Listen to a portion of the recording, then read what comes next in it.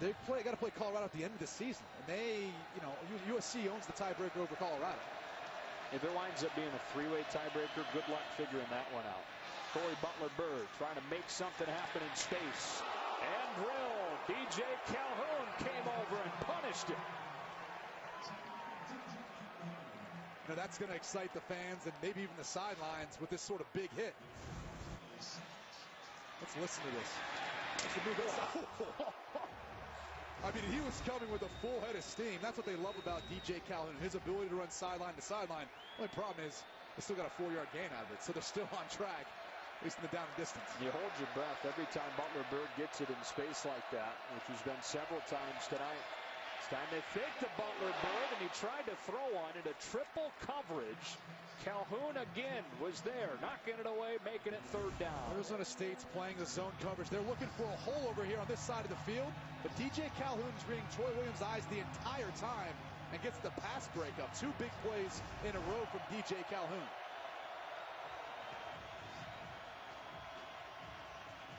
This is where typically you see pressure from the Arizona State defense, although it hasn't really been their MO this season. 3rd and 6. Troy Williams catch and throw. First down.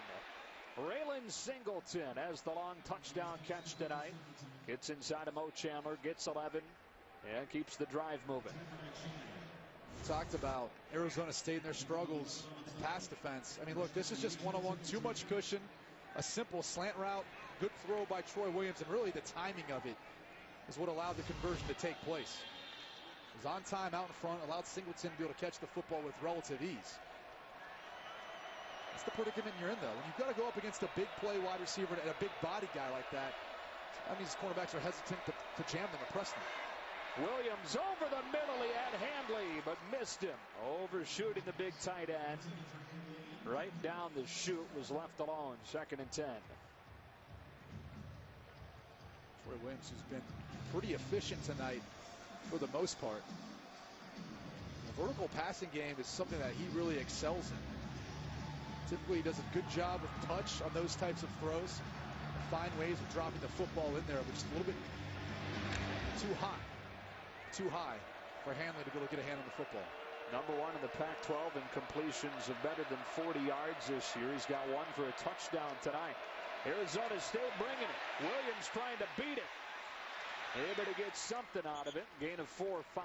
Liu Macchiola the tackle, and it's 3rd down for the Utes inside of 2 minutes.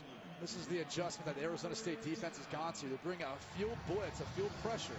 So Williams has taken those throws to Cory Butler-Byrd. That time it was Simpkins, but he really didn't have a throwing lane on that last blitz, so he tried to get what he could to put him again within 3rd and manageable. And as the clock starts to wind down, you got to think if they pick this up, they've got to go into 2-minute mode. Right now taking all kinds of time. That play clock running inside of 10. Of course, fearing giving Arizona State too much time if they don't pick this up. Williams steps around one man. Eyes downfield. Across his body for a first down. Tim Patrick into Arizona State territory on a gain of 22 yards. That's what makes Tim Patrick so special. Is he never gives up. He continues to keep working back towards its quarterback, and you can tell Troy Williams is looking for him the entire time as he does a nice job keeping his eyes downfield as he eluded the Arizona State defense. Big time play by Troy Williams and Tim Patrick. 2nd catch of the night for Patrick. And with 1:06, all 3 timeouts. First down at the Arizona State 40.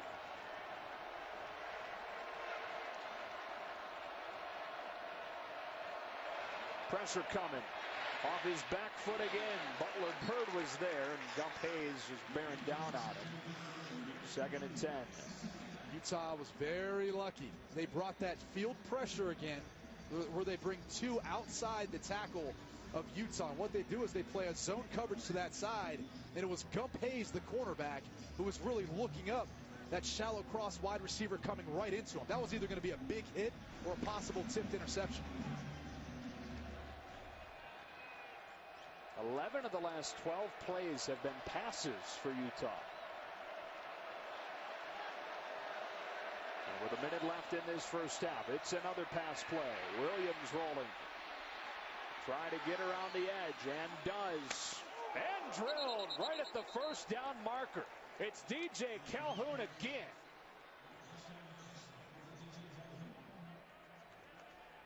I mean, look at DJ Calhoun. He's right here. He's going to come up and find a way to try to stop Troy Williams. And let's take a listen to this hit again. Oh. Second time this drive we've listened to DJ Calhoun lay in the wood. If you're Troy Williams, you're maybe looking at your wide receiver saying, hey, man, somebody going to get a body on that guy? On the sidelines, no doubt saying, get out of bounds. Don't take that hit. Play clock down to 2. It runs out. Delay. How do you take that with 3 timeouts? Delay game. Timeout Utah. Oh, you don't. Kyle Whittingham's on top of it. Yeah.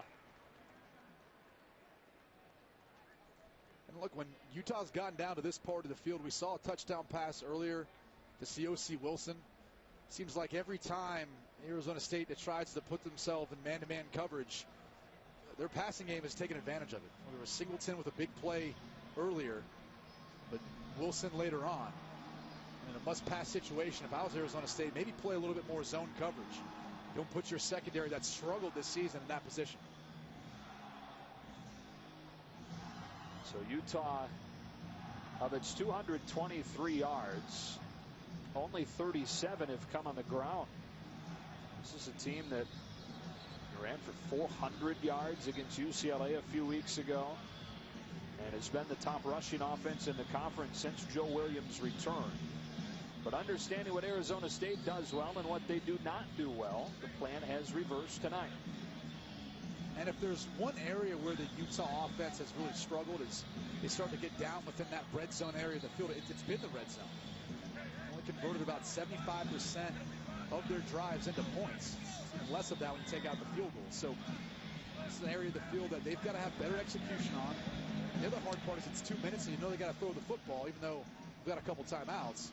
But they're a 75% run team down in the red zone. Now been in the red zone tonight. Both touchdowns coming on long pass plays. First down and 10 from the 29. Nobody at the second level in that Arizona State box. Williams dumps it off. Here's Joe Williams staying on his feet. Still, Joe Williams, a first down, wiggling his way for a dozen. The Arizona State defense keeps dropping guys in that zone coverage. Not much there downfield. Troy Williams wisely checks it down, and Joe Williams just continues to make plays in space. Half a minute left. Williams scanning the field. End zone, it's Patrick, and he can't hang on. Behind Kareem Orr.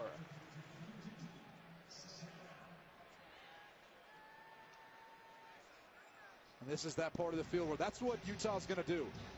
With not much time left on the clock, 28 seconds, you're going to have to start taking shots to the end zone as some of your taller, bigger-bodied wide receivers.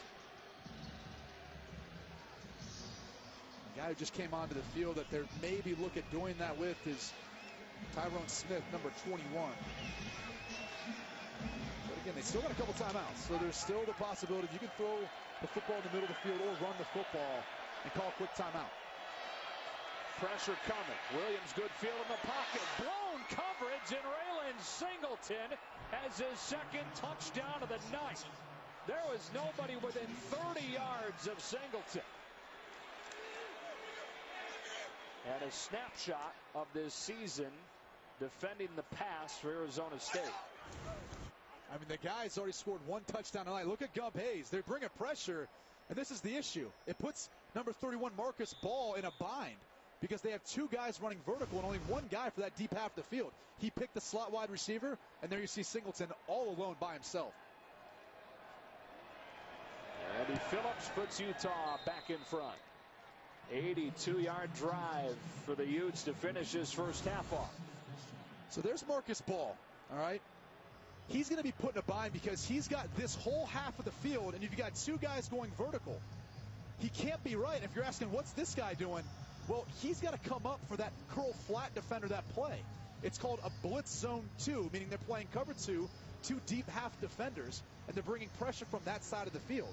So essentially, the offense puts them in a bind because they've got two guys going deep, only one guy to cover him.